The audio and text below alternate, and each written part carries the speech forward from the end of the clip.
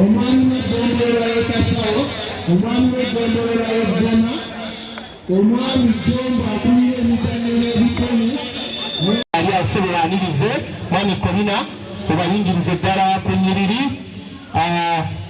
era banaba batuuse wali tujja kuba tuyimba kuveeko nze nkuweyo bagwe tosobola basaba ne bajja bonsaba okubajjukiza nti guno omupiira gwe tulaba wano zino ttiimu mwe muva bannaffe aba essaza gye bayita Bukunja bali bakasaba bamama bange tebayinza kunywa agamba ki omukulu Bulaka oyo Bulaka kimenya ejako lyakuwogana oba okyalinga mpettaka okubaka mubadde muzanya naye oba emikisa yasigadde nakifuma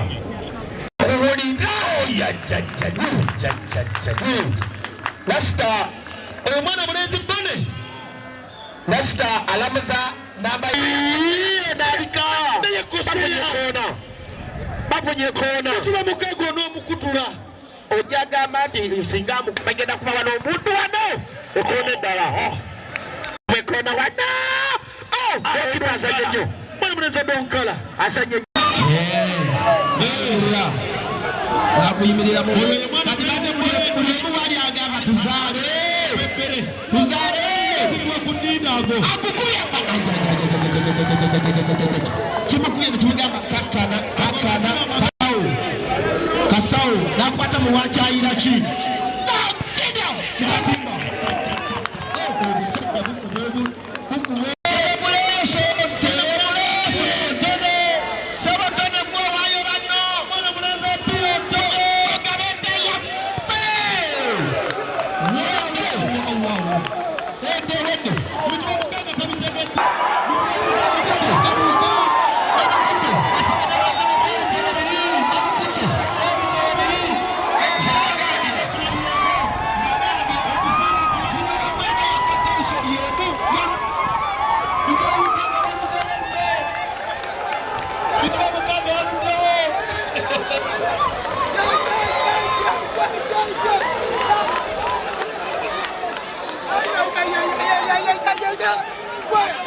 basebe ne banyabo kusembere abawanguzi kunje abawala bakola kunje abawala bakase kusembere basebe ne abawala kunje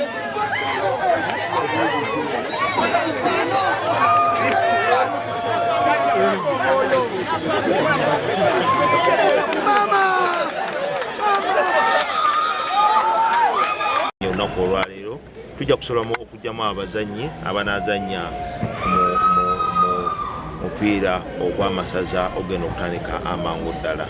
Neebaza abateesiteesi bonna ab'omupiira guno ogwa Ssekibobo Cup, naddala abo bonna abalabye nti ttiimu zirwana okulaba nti zituuka ku final, ttiimu ya Mutuba 9 Ggoma awamu ne Mutuba 6 Kasawo.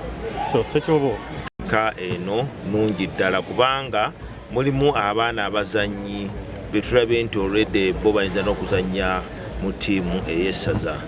Okugeza waliwo ayambadde essaati namba 19 Yoseya, alabika omupiira gwe gwazannya ddala mulungi, wabula n'ekintu ali mu defense ku sayidi.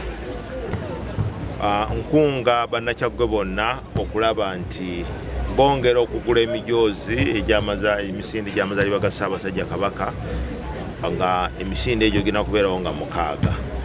Wano mu Kyaggwe buli gombola lyonna kwaga amagolombolo 18 agakola Kyaggwe, buli okugombola waliwo emijoozi egyo, naye bw'okwagala era oyinza ne kujja ku ssaza ku mbuga ya Ssekibobo waliwo emijoozi mingi. Nsaba bannakyaggwe mwenna gye muli mwenyigiremu nnyo okulaba nti emisinde egyo tugyenyigiramu nga Kyaggwe.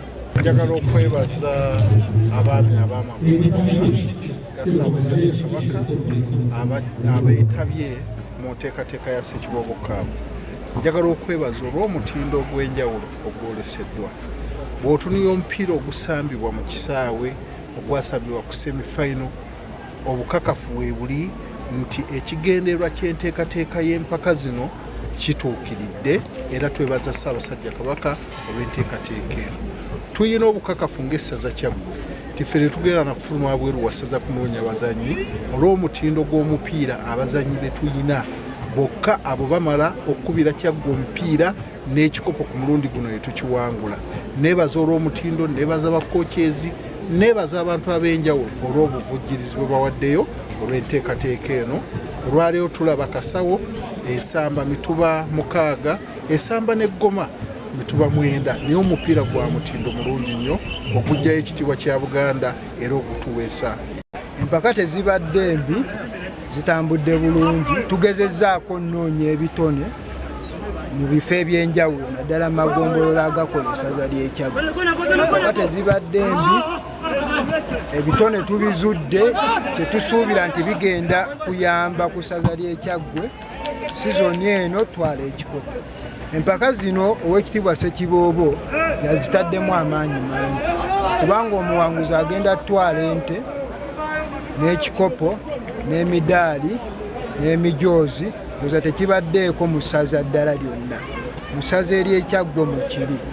Empaka zino twazitandika sizoni owedde era Mutube Nakawuga yali champiyoni. Kati ssaawa zino tunoonya champiyoni wa ssaza Kyaggwe emipiira gy'amagombolola. Emipiira gibadde Ssemugoma Samwiri kisa kya Katonda Ssaabasajja yasiima mukulembereko essaza lye ery'e Bugerere. Nzize wa muliraanwa wange mukwano gwange ate era okuvuganya kwaffe ng'amasaza si mpalana. Tuzimba obumu mu Buganda ku lw'erinnya eddungi ekkulu ery'ekitiibwa erya Namulondo. Kati okujja wano nzina okusanyukako gwaffe gwa wiiki ewedde Bugerere tujjuza abazannyi abayitirivu ennyo. Eyaffe squad yaffe yawedde Dr. Seziwa squad muno mpulidde ne bagiyita Bukunja Warriors.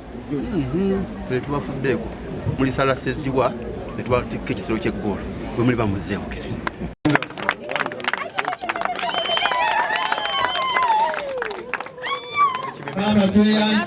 Abawala mujje, abawala b'e Kasawo tujje.